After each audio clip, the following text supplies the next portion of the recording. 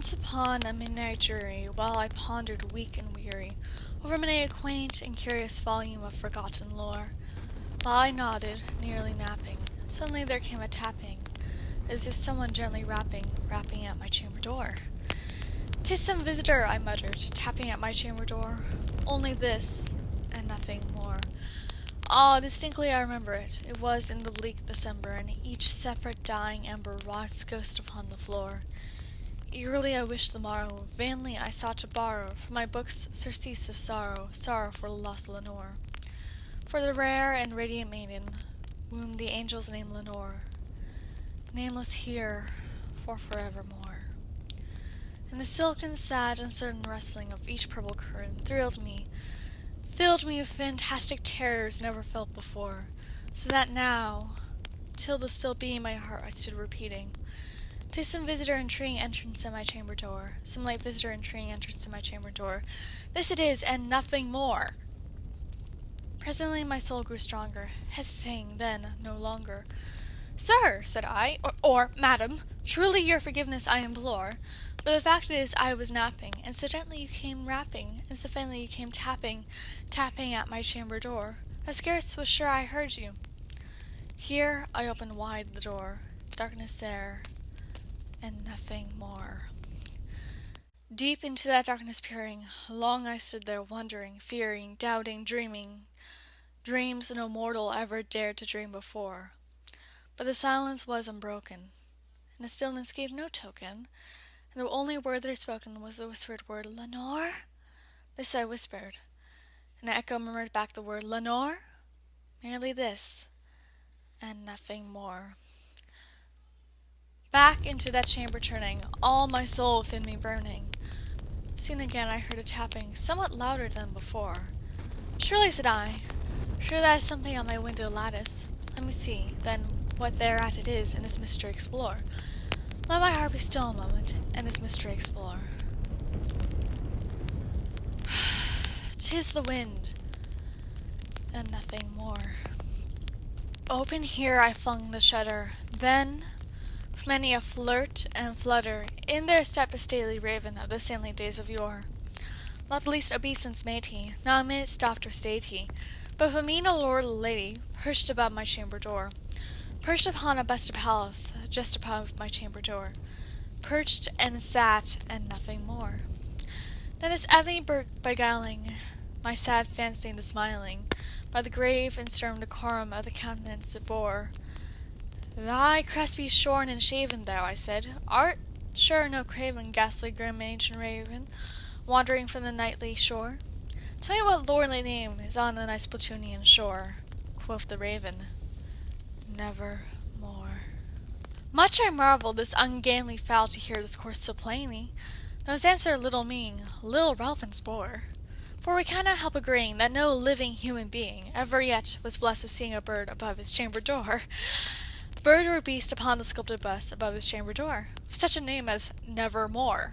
But the raven, sitting lonely on the placid bust, spoke only that one word, as if his soul in that one word he did outpour. Nothing farther than he uttered, not feather than he fluttered, till I scarcely more than muttered, "Other friends have flown before. On the morrow he will leave me, as my hopes have flown before." Then the bird said, "Nevermore." Startled at the stillness broken by a reply so aptly spoken, "Doubtless," said I, "what it utters is its only stock and store, caught from some unhappy master, whom unmerciful disaster followed fast and faster, till his songs one burden bore, till the dirges of his hope that melancholy burden bore, of nevermore."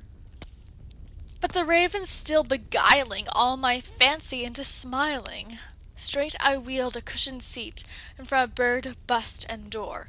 Then upon the velvet sinking, I bestook myself to linking fancy on the fancy, thinking what this ominous bird of yore, what this grim, ungainly, ghastly, gaunt, and ominous bird of yore meant in croaking "Nevermore."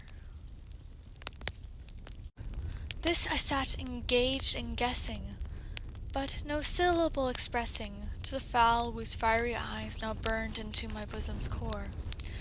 This and more I sat divining, with my head at ease reclining, on the cushion's velvet lining that the lamplight gloated over. What was velvet? Violet lining with the lamplight glowed over. She shall pass, ah, nevermore. Then methought the air grew denser, perfumed from an unseen censer swung by saffron, whose feet falls tinkled on the tough floor. Wretch, I cried, that God hath lent thee here. By these angels he sent thee respite, and he pent thee from thy memories of Lenore. Oh quaff this kind nepenthe, and forget this lost Lenore. Quoth the raven, nevermore. Prophet, said I, thing of evil, prophet still, if bird or devil, whether temper sent, or whether tempest tossed thee here ashore, desolate yet all undaunted, on this desert land enchanted, on this home by horror haunted, tell me truly, I implore, is there in the balm in Gilead? Tell me, I implore. Quoth the raven, nevermore. Prophet, said I, thing of evil, prophet still, if bird or devil, by the heaven that bends above us, by that God we both adore, tell this soul with sorrow laden, within the distant Aidenn, it shall clasp a sainted maiden, whom the angels name Lenore, clasp a rare and radiant maiden, whom the angels name Lenore. Quoth the raven, nevermore. Be that word our sign of parting, bird or fiend, I shrieked, upstarting. Get thee back into the tempest and the night's Plutonian shore. Leave no black plume as token of that lie thy soul hath spoken. Leave my loneliness unbroken. Quit the bust above my door. Take thy beak from out my heart, and thy form from off my door. Quoth the raven, nevermore. And the raven, never flitting, still is sitting, on the pallid bust of Pallas just above my chamber door. His eyes have all the seeming of a demon's that is dreaming. The lamplight over him streaming throws his shadow on the floor, and my soul from out that shadow that lies floating on the floor shall be lifted nevermore.